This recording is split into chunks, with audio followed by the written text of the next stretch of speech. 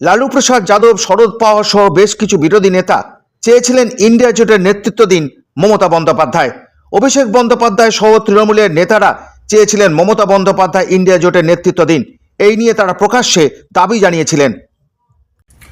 आजकल India block में बहुत जबरदस्त तरीके से नेतृत्व के बदलाव को लेकर बात चल रही है। अनेकों वरिष्ठ नेताओं ने और विशेष करके भारतीय राजनीति के भीष्म पितामह, सबसे पुराने और सबसे ज्यादा अनुभवी श्री शरद पवार जी ने भी कहा है कि ममता बनर्जी को इंडिया गठबंधन का अध्यक्ष बनाना चाहिए। बदलाव की आवश्यकता है। ममता बनर्जी अकेली एक ऐसी नेता हैं जिन्होंने कि बार बार मोदी जी और भारतीय जनता पार्टी के प्रयासों को विफल किया है। यहां तक कि अभी जो बाय इलेक्शन हुए थे जिसमें 6 की 6 सीटें जीती और ममता बनर्जी ने बीजेपी को पश्चिम बंगाल के बाउंड्री लाइन के बाहर फेंक दिया। उनका अनुभव बहुत है। उन्होंने खुद भी कहा है कि इंडिया ब्लॉक मैंने खड़ा किया था और वह कह रही हैं कि अगर अवसर दिया जाए तो वो इंडिया ब्लॉक को लीड करने के लिए तैयार है। उनका अनुभव केंद्र सरकार में, चाहे वो अनेकों बार मंत्री रही हों, वहां पर सांसद रही हूं, या फिर बड़ी सफलता से 2011 से मुख्यमंत्री का पद उन्होंने रखा हुआ है और बार बार नरेंद्र मोदी को मुंह की खानी पड़ रही है। तो यह अब समय आ चुका है कि ममता बनर्जी को इंडिया गठबंधन का अध्यक्ष बनाया जाए। उनके अनुभव को, उनकी जो जिस तरीके की कार्य क्षमता है उसको देखते हुए वो सबसे उपयुक्त है। एनसीपी चीफ शरद पवार और इंडिया गठबंधन के कई नेताओं ने कहा है कि बंगाल चीफ मिनिस्टर ममता बनर्जी को इंडिया गठबंधन में अहम किरदार बनना चाहिए। ऑल इंडिया तृणमूल कांग्रेस ममता बनर्जी के नेतृत्व में लगातार बीजेपी को हरा रही है। पिछले 10 साल में हर चुनाव में टीएमसी ने बीजेपी को हराया। हर चुनाव में बीजेपी टीएमसी के हाथ से हार जाती है। ममता बनर्जी ऐसे लीडर हैं जिनके अंदर वो अनुभव है, वो हौसला है कि इंडिया अलायंस के नेतृत्व करें और सांप्रदायिक ताकतों को सही टक्कर दें। সে আশা পূরণ হলো না। ইন্ডি জোটকে ভেঙে দেওয়ার দাবি জানালেন ন্যাশনাল কনফারেন্স নেতা তথা জম্মু ও কাশ্মীরের মুখ্যমন্ত্রী ওমর আব্দুল্লাহ।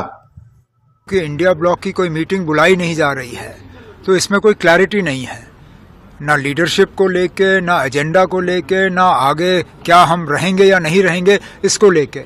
शायद दिल्ली के इंतखाबात हो जाएं, उसके बाद अच्छा ये होगा कि इंडिया ब्लॉक के तमाम जो हिस्सेदार हैं उनको बुलाया जाए और इस पर क्लैरिटी हो। अगर ये सिर्फ पार्लियामेंट इलेक्शंस के लिए था, इसको वाइंड अप करिए, फिर हम अपना काम अलग से करेंगे। करना होगा। नेता का कहना है कि जो अलायंस था सिर्फ लोकसभा इलेक्शन के लिए था।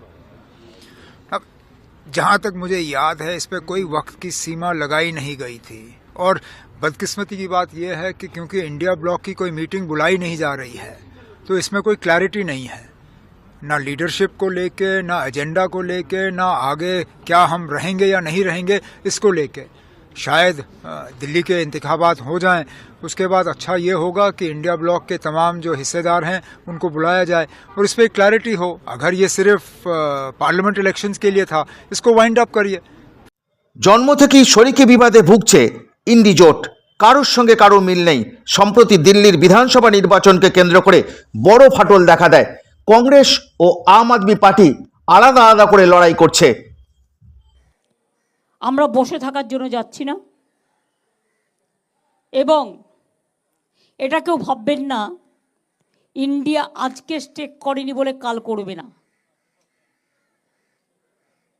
We are waiting and watching the situation.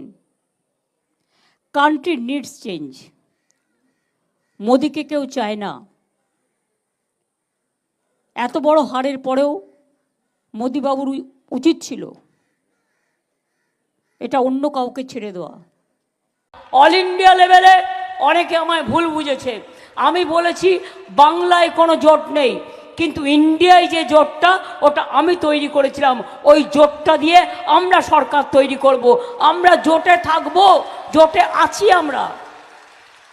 এখানকার সিপিএম নেই, এখানকার কংগ্রেস নেই, কিন্তু অল ইন্ডিয়া লেভেলে ইন্ডিয়া জোট আমি তৈরি করেছিলাম এবং ইন্ডিয়া জোটে আমরা থাকবো। এই জোটকে নিয়েই মমতা বন্দ্যোপাধ্যায় স্বপ্ন দেখেছিলেন দেশে সরকার গড়ার। তৃণমূলের অনেকে আশা করে ফেলেছিলেন মমতা বন্দ্যোপাধ্যায় প্রধানমন্ত্রী হবেন। কলকাতা থেকে দিল্লি যে অনেক দূরত্ব তা এখন বুঝতে পারছেন তৃণমূল নেতারা।